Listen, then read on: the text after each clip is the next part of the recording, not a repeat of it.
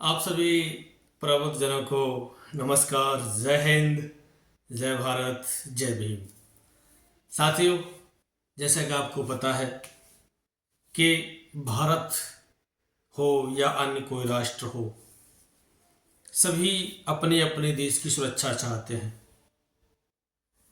चाहे वो आर्मी के रूप में हो, चाहे बीएसएफ हो, चाहे वो पुलिस फोर्स हो, कुल मिलाकर के देश की सुरक्षा सर्वोपरि होती है। साथियों,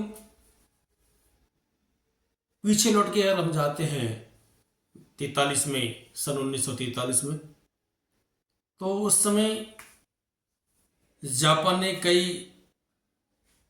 देशों पर अपना आधिपत्य जमाने का प्रयास किया था और उस समय अंग्रेज जो है अपने भारत में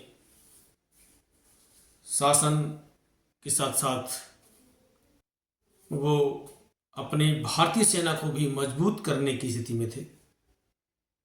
तो साथियों, 1 मार्च सन 1943 को उन्होंने एक सेना का गठन किया जिसका नाम था चमार रेजिमेंट।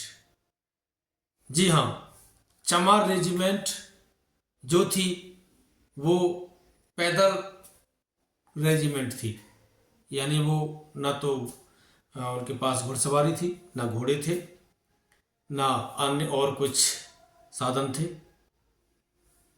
तो भारतीय सेना को मजबूत बनाने के लिए और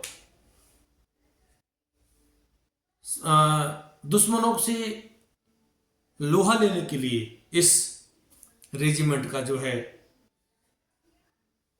गठन किया गया, इस रेजिमेंट का स्थापित किया गया। साथियों, चमार रेजिमेंट जैसे कि नाम आपको बता रहा है, कैसे कैसे हमारे वीर योद्धा रहे होंगे जिन्होंने चमार रेजिमेंट में रह करके भारतीय सेना का मनोबल बढ़ाया, ताकत को दुगनी किया और अपने पराक्रम से जितनी भी युद्ध हुए, जितनी भी लड़ाइयाँ हुई, उनको जीत कर आगे बढ़ी, जिसमें द्वितीय विश्व युद्ध, दूसरे विश्व युद्ध के लिए इस रेजिमेंट को तैयार किया गया था, स्थापित किया गया था अंग्रेजों के द्वारा। तो आइए चंद लाइनें मैं उन्हीं के लिए समर्पित करने जा रहा हूं। साथ ही आज के शासन से एक आग्रह मैं अंत में करूंगा, तो वो आग्रह क्या है, वो निवेदन क्या है, उसे जरूर आप सुनिएगा। तो आइए सुनते हैं चमार रेजिमेंट पर ये चंद लाइनें। एक सेना की वीर गाथा तुमको सजनों सुना द्यों सुनाए, और ध्यान लगा कर सुनना भाई खंड खंड कर द्यों बताए। 1 मार्च सन 43 को, 1 मार्च सन 1943 को, जी हाँ, 1 मार्च सन 43 को अंग्रेजों ने दई बनाए, और चमार रेजिमेंट नाम से इसको आगे दियो बढ़ाए। द्वितीय विश्व युद्ध में इसने अपनी ताकत दई दिखाई, और पैदल सेना रेजिमेंट थी जौहर अपना रही दिखाए। पैदल सेना रेजिमेंट थी अपना जौहर रही दिखाए। चमार जाति के आधार पे इसका गठन किया तैयार। चमार जाति यानी एक निश्चित जाति, चमार जाति के आधार पे इसका गठन किया तैयार, और जापानियों से लड़ी लड़ाई तनक न मानी बिल्कुल हार। जापानियों से लड़ी लड़ाई तनक न मानी अपनी हार। सन 44 के मध्य सुनिए पहली बटालियन है तैयार। एक बटालियन और जो है सन 44 में तैयार की गई, और जापानी सेना के सम्मुख नागालैंड में है तैयार। यानी नागालैंड में एक बटालियन सन 1944 में भी तैयार की गई थी। बर्मा को आजाद कराने, बर्मा, जी हाँ, बर्मा को आजाद कराने अपने कदम दिए हैं बढ़ाए, और ऐसी लड़े लड़ाई सुन के दुश्मन घस खा कर गिर जाए। ऐसी लड़े लड़ाई वो तो दुश्मन घस खा कर गिर जाए। रुद्र रूप देख सेना का जापानी थर थर थर्राए। रौद्र रूप यानी अपने भारतीय सेना के साथ, अपने देश की आन बान शान के साथ जब युद्ध किया जा रहा है तो रौद्र रूप जो है देखा जा रहा है, और जापानी सेना जो है थर थर थर कांप रही है, थर्रा रही है। रौद्र रूप देखा सेना का जापानी थर थर थर्राए, और कोई चला बे बंदूक कट्टा और कोई गोला रहा बरसाए। कोई चला बे बंदूक कट्टा कोई गोला रहा बरसाए। जापानी सेना को हरा कर बर्मा दियो आजाद कराए। बर्मा को यहां पर आजाद कराया। जापानी सेना को हरा कर बर्मा दियो आजाद कराए, और भारतीय सेना में मिलकर अपना परचम दियो फहराए। कोहिमा की फिर लड़ी लड़ाई। अब कोहिमा की बारी आती है। कोहिमा की फिर लड़ी लड़ाई, सेना को एक मिली पहचान। क्या पहचान मिली? और रण कौशल और देख के जज्बा सेना को दिया युद्ध सम्मान। जब कोहिमा की जब लड़ाई लड़ी वहां पर इस चमार रेजिमेंट को युद्ध सम्मान का एक सम्मान दिया गया। एक पारितोषिक जो है उनको पुरस्कार मिला जिसका नाम था युद्ध सम्मान। जी हाँ, टोक्यो इम्फाल कामों के संग इधर बर्मा को आजाद कराया। इस कोहिमा के लिए भी लड़ाई, कोहिमा की लड़ाई भी लड़ी गई चमार रेजिमेंट के द्वारा, देखिए। और टोक्यो इम्फाल कामा, टोक्यो इम्फाल कामों के संग लड़ी लड़ाई कियो कमाल। युद्ध किया, लड़ाई लड़ी। और मंडला रंगून सिंगापुर के युद्ध में चमके चमार के लाल। रंगून सिंगापुर मंडला के युद्ध में चमके चमार के लाल। क्योंकि चमार रेजिमेंट थी इसलिए उन्होंने ऐसा जौहर दिखाया कि छक्के छुड़ा दिए दुश्मनों के। यहां पर वही है, कंधे का शीर्षक चमार रेजिमेंट, सज्जन सुनियो ध्यान लगाए।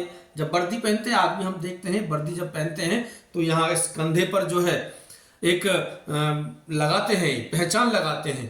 तो वो था चमार रेजिमेंट का एक बल्ला जो लगाया हुआ था, जिसे कहते हैं कि यहाँ पर जैसे यहाँ बैज लगाते हैं वैसे यहाँ पर चमार रेजिमेंट के नाम का जो बैज लगा हुआ था।